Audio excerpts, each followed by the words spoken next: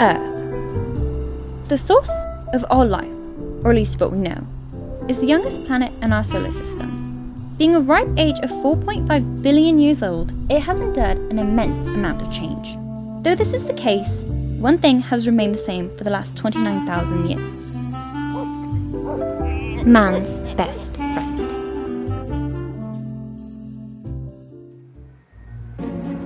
As our planet has been changing, so has our relationships with our environment and animals.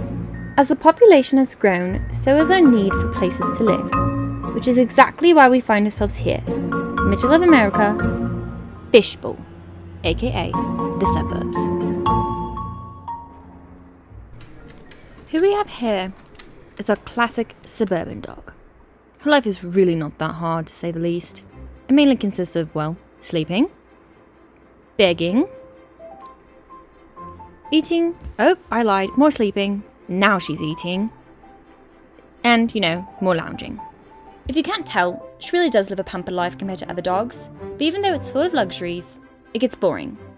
She needs some spice in her life, which is exactly why she's decided to check out her new yard. And, well, to be quite frank, she's not a huge fan. So instead, she decides to sit and stare. She's good at this. Her neighbor dog, not outside. So maybe other side. Nope, just weird men making a fence. Right, well, forward. Hopefully something. Oh, a creepy white van. How lovely.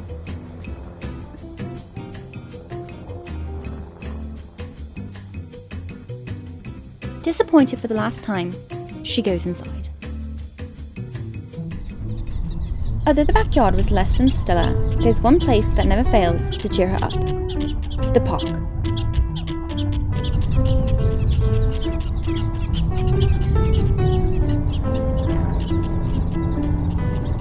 This is the place where a suburban dog can live out her wildest dreams of pretending that she lives in nature. Once she arrives, she immediately is on the prowl for, well, I guess anything, but mainly prairie dogs. As she makes her way to the other side of the park, she continues her sniffing, but this time using a new approach of shoving her face in the snow. As she does this, she is joined by the local crackhead, Winston. Having not seen each other for a while, they partake in a game of chase.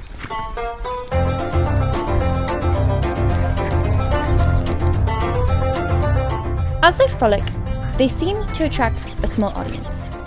Although intrigued, they are terrified. After the quick game of chase, our suburban dog realizes that she needs to get back on track with her hunt.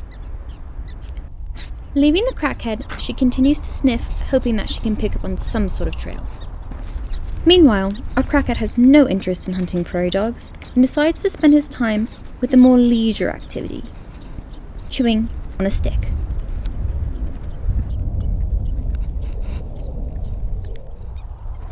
Just as she's about to give up sniffing, she hears it. The bark of a prairie dog. Zoning in, she goes for it. Although she's quick, the prairie dog's quicker. I would say she almost had it, but I'd be lying to all of us.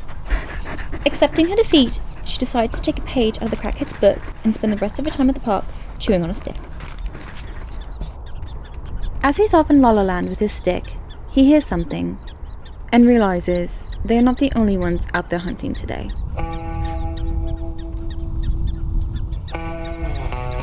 Acknowledging the fact that his fat ass is too heavy to get away from a coyote, he gets up to warn Gracie that it's time to go. Together, they leave, hoping that next time the hunt will come out a success.